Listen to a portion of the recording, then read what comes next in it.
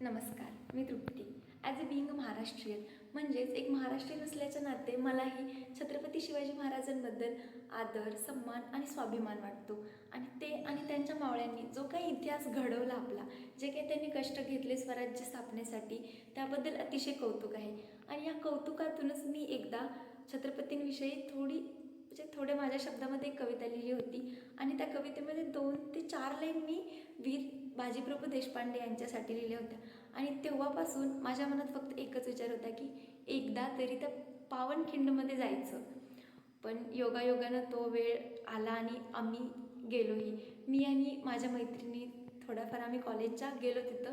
आणि बस जातानाचा आणि येतानाचा प्रवास खिंडीमध्ये जास्त काही आम्हाला कॅप्चर नाही करता आलं, कारण की तिथं पाऊस येत होता. आणि welcome to our blog guys. बहुत सारे प्लानिंग्स कैंसिल होने के बाद हमारे पावनखिंड का प्लान सक्सेसफुल हुआ है, वो भी बहुत सारे लोगों के रूठने मनाने के बाद। तो चीयर्स टू अवर प्लान। तो फिर शुरू से शुरू करते हैं. सकाळी लवकर बोलवलं म्हणून ही अशी माझ्यावरती चिडली होती. अरे भाव तरी द्या या व्हिडिओला. एकामेकीनं गाडीमध्ये ढकलत आणि सांगत की बघ मी पण आली आहे आणि मला त्या फ्रेममध्ये घे, फोटोत घे असं करत आणि खूप साऱ्या गाण्यांवरती धमाल करत आम्ही पावनखिंडीकडे निघालो.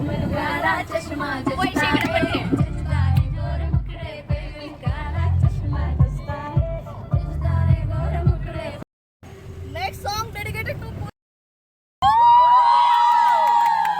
आकाशी चंद्र चांदण्या तोडून मी गाणल्या. मिलेगा गाइस, सबको मौका मिलेगा. असं म्हणून ती स्वतःच उलटी करण्यासाठी उतरली. तेव्हा कुठं आम्हा सगळ्यांना कळालं की मौका कशाचा मिळणार होता. त्यानंतर आम्ही सगळे नाश्त्यासाठी थांबलो.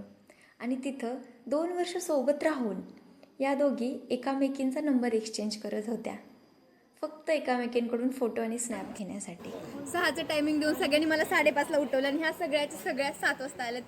As a being ayurvedic student आम्ही कधी ब्राह्मी मुहूर्ताला उठलो नाही, पण आज फिरायला जाण्यासाठी सगळे ब्राह्मी मुहूर्ताला उठले. फक्त रूमच्या बाहेर सगळे 8 वाजता आले, तो विषय वेगळा आहे. नाश्ता झाल्यानंतरून अशा निसर्गरम्य वातावरणाचा आस्वाद घेत आणि तिथं पोहोचण्याच्या ओढीनं आणि असं काहीतरी स्टंट करत आम्ही पुन्हा एकदा आमचा प्रवास सुरू केला. आणि फायनली आम्ही आमच्या लोकेशनवरती पोहोचलो. तिथं पोहोचल्यानंतरून तेथील वातावरणाचा आस्वाद घ्यायचा सोडून माझ्या मैत्रिणी त्यांच्या लुक्सकडे लक्ष देत होत्या. थोडासा टचअप झाला आणि आम्ही या छोट्या छोट्या मावळ्यांचं कौतुक करीत आम्ही सगळे ध्वजस्तंभाकडे गेलो. ध्वजस्तंभाला वंदन करून तेथे काही फोटो काढून धुक्यांनी झाकलेल्या आणि तसंच घनघोर अशा जंगलात असलेल्या खिंडीकडे आम्ही सगळ्यांनी प्रस्थान केले. स्वामित्वाच्या भावनेत आणि स्वराज्यासाठी धारातीर्थी पडलेल्या वीर बाजीप्रभू देशपांडे यांच्या रक्ताने पावन झालेल्या ठिकाणी आम्ही पोचलो. तेथे त्यांच्या समाधीला वंदन करून आम्ही पुढे खिंडीत उतरलो.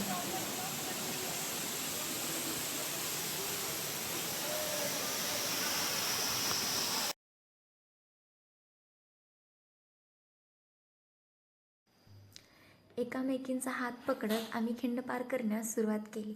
आपल्याला धड इथं चालता पण येत नाही, मावळे इथं लढलेच कसे असतील याचं अभिमानाने कौतुक करत आम्ही खिंड पार करण्यास सुरुवात केली. जो पुढे जाईल तो रस्ता दाखवत होता, जो थकल तो आहे त्याच जागेवरती बसत होता. असं करत करत आम्ही सुमारे 500 मीटर एवढी खिंड पार केली. आणि तिथं अन्य काही शिवभक्तांचंही दर्शन झालं.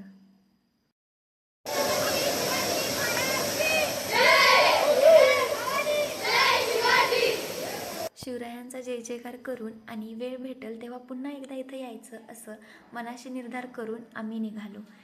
जाताना आम्ही थकलेलो होतो आणि भुकजलेलंही. आणि वाटेत आम्हाला हे काका मिळाले. कोणाकडेही कॅश नव्हता आणि ऑनलाईन पेमेंटला नेटवर्क नव्हतं.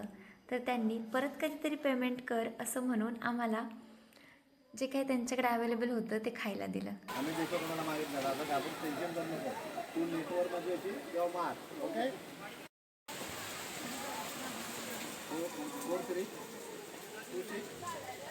पावसात भिजल्यामुळं आम्हाला तिथं जे काही गरमागरम भेटलं ते आम्ही घेतलं.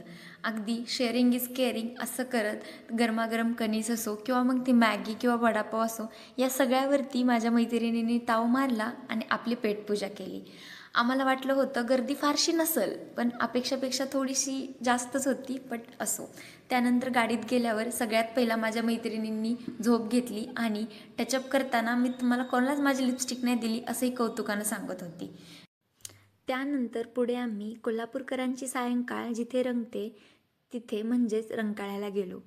रंकाळ्याहून आम्ही कागल येथील पाझर तलाव बघण्यासाठी गेलो. तिथं तर त्यापेक्षाही गर्दी जास्त होती, जेवढी आमच्या अपेक्षेचं लिमिट होतं. नंतरून 10-10 रुपयाचं योगदान देऊन माझ्या मैत्रिणींनी आत एंट्री घेतली. तिथं आम्हाला हरवलेलं हृदय सापडलं. आम्ही ChatGPT ही केलं की हरवलं तर हे कोणाचं आहे. नंतरून आम्ही असा विचार केला की मनमोहक वातावरण आहे तर एक रील झालीच पाहिजे. रील करण्याचा अतोनात प्रयत्न केला. काही लोकांना आम्ही रील स्टारही वाटलो होतो. मग नंतरून त्यांना कळालं की नाही, यापूर्वी तर रील स्टार असूच शकत नाहीत. अगदी जजमेंटल नजरेनं ते बघत होते, पण आम्ही काही हार नाही मानली. ये नाही तो दुसरा सही असं म्हणत आम्ही दुसरं सॉन्ग चूज केलं आणि अगदी दुसऱ्या प्रयत्नातच आम्ही यशस्वी ठरलो. ट्रेंडसाठी नवीन असलेलो आम्ही वन लव करत रील्सचा शेवट केला. And that's the end of the day. खिंडीमध्ये तर आम्हाला जास्त काही कॅप्चर करता नाही आलं, कारण की तिथं गर्दी पण फार होती आणि पाऊस पण खूप येत होता. आणि सो त्याच्यानं आमच्या खिंडीमधले तर जास्त व्हिडिओ घेता नाहीत आले आम्हाला. पण आम्ही आमची फक्त जर्नी कॅप्चर केली, कारण की आम्ही तिथं गेलो आणि तिथं जी गेल्यानंतर जी फिलिंग होती, जो असं जे वाटत होतं की यार खरंच इथं हे लोक लढले कसे, जिथं आम्हाला चालता पण येत नव्हतं. आणि खरंच म्हणजे तो क्षण शब्दात डिस्क्राईब करणं तर माझ्याच्यानं शक्यच नाही. मला असं वाटत होतं की जेव्हा मी ती कविता लिहिली होती तेव्हा ते फार इझी वाटलेलं, की 4थी-5वीच्या पुस्तकामध्ये मी जे काही वाचलं आणि जे काही लिहिलं त्यापेक्षा पण असं होतं की हे म्हणजे आपल्या आवाक्याच्या बाहेरचं होतं ते सगळं.